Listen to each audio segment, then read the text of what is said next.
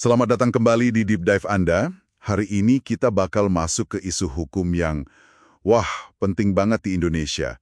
Gimana sih hukum kita melihat pelaku kekerasan dalam rumah tangga atau KDRT? Sumber kita kali ini adalah analisis Undang-Undang Nomor 23 Tahun 2004 tentang penghapusan KDRT. Kita sebut aja UU PKDRT ya, biar gampang. Misi kita nih, kita bedah bareng-bareng, siapa aja sih yang bisa jadi pelaku KDRT menurut UU ini, terus kekerasannya bentuknya apa aja, dan, nah, ini, ada beberapa kerumitan penegakannya yang mungkin Anda belum kepikiran. Oke, mari kita mulai bongkar ya. Dulu nih KDRT itu kan seringnya dianggap, urusan dalam rumah tangga aja, aib keluarga gitu.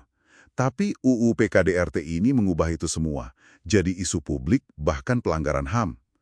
Cuma ada yang menarik sekaligus bikin dilema nih. UU ini tujuannya kan menghukum pelaku, tapi di sisi lain juga berusaha menjaga keutuhan rumah tangga. Gimana tuh? Persis, itu pergeseran fundamental banget dari privat ke publik. Artinya negara wajib intervensi, nggak bisa cuci tangan lagi. Tapi ya itu tadi, ada tarik-menarik antara, gimana ya, menindak tegas pelaku yang seringkali justru pencari nafkah utama, sama menjaga keluarga tetap utuh. Ini di lapangan jadi tantangan yang, wah, kompleks banget. Oke, kita mulai dari yang paling dasar dulu deh. Siapa aja sih yang bisa jadi pelaku KDRT menurut UU ini?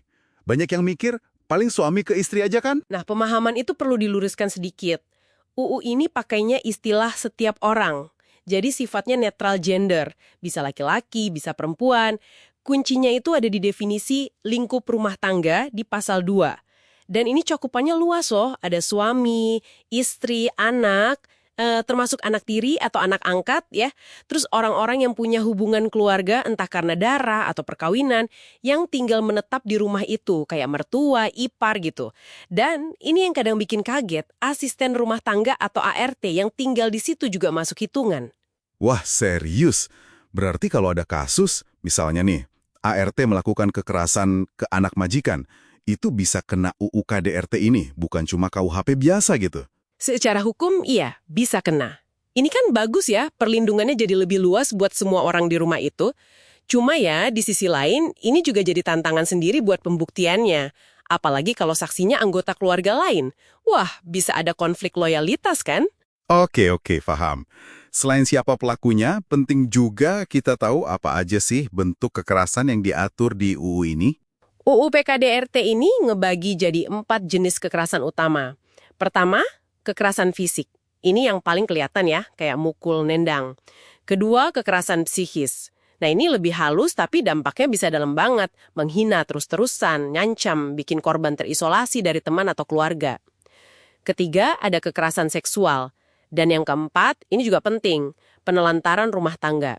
Ini bisa macam-macam, nggak ngasih nafkah atau bahkan ngelarang pasangan kerja buat mandiri secara ekonomi. Soal kekerasan seksual tadi, kayaknya ada poin yang krusial ya. Apalagi kalau terkait hubungan suami istri. Betul sekali. Ini salah satu terobosan penting banget dari UU PKDRT. UU ini secara tegas bilang kalau maksa hubungan seksual dalam perkawinan itu tindak pidana. Istilahnya kan marital rape ya. Dulu di KUHP lama kita ini abu-abu banget, nggak diatur jelas. Sanksi pidananya juga macam-macam, ada tingkatannya. Tergantung jenis kekerasan sama akibatnya buat korban. Bisa dari kurungan beberapa bulan sampai 20 tahun penjara plus denda juga. Terus ada juga pidana tambahan kayak pelaku wajib ikut konseling gitu. Cuma ya prakteknya di lapangan sih masih perlu dioptimalkan lagi kayaknya. Nah, sekarang kita masuk ke bagian yang kadang bikin bingung nih. Katanya nggak semua kasus KDRT itu bisa langsung diproses polisi ya. Ada yang namanya delik aduan. Itu maksudnya gimana sih? Iya, ini mekanisme hukum yang penting buat dipahami. Jadi delik aduan itu artinya kasusnya baru bisa jalan kalau ada pengaduan resmi dari si korban. Dan yang penting lagi, kalau korbannya nyabut aduan itu, ya proses hukumnya berhenti. Nah, di UU PKDRT ini berlaku spesifik buat kasus kekerasan fisik sama psikis yang katakanlah ringan ya, nggak bikin penyakit atau halangan kerja serius yang terjadi antara suami istri.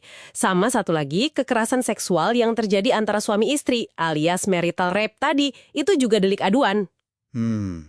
Tunggu deh. Kalau gitu, Ata nggak malah bikin korban jadi posisi sulit banget ya? Bayangin kalau dia ditekan keluarga atau takut karena tergantung ekonomi sama pelaku buat nyabut laporan. Kayak ngasih jalan keluar buat pelaku dong. Nah, Anda nangkap poin utamanya. Itu dia paradoksnya. Di satu sisi, ada yang bilang ini buat menghormati pilihan korban, mau lanjut atau damai. Tapi di sisi lain, ya persis seperti kekhawatiran Anda. Ini ngebebanin korban banget, apalagi yang posisinya lemah. Bisa jadi celah hukum yang dipakai pelaku.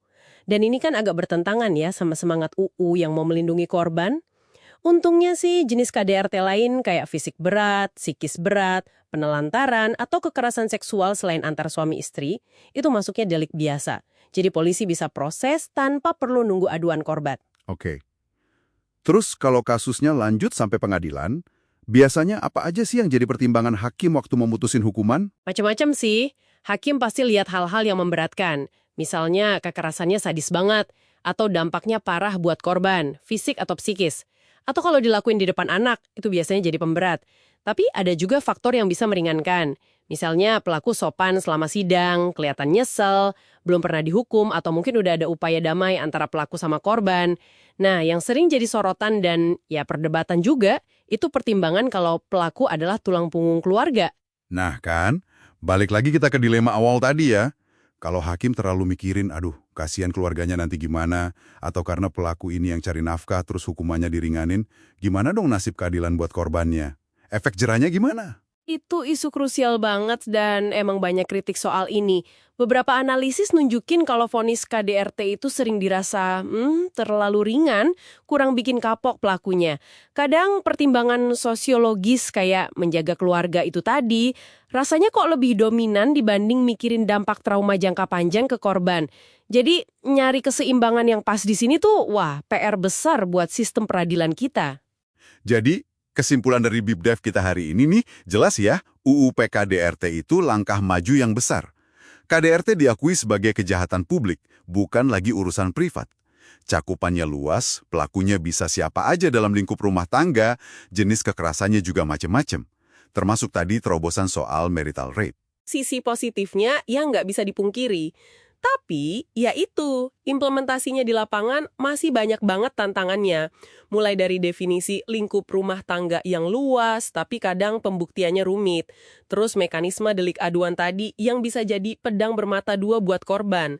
Sampai dilema hakim pas nimbang hukuman, antara hukum sama pertimbangan sosial ekonomi keluarga.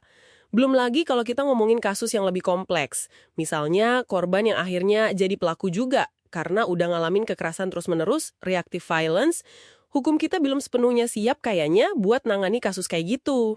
Oke, ini mungkin satu pemikiran terakhir buat Anda bawa pulang dan renungkan.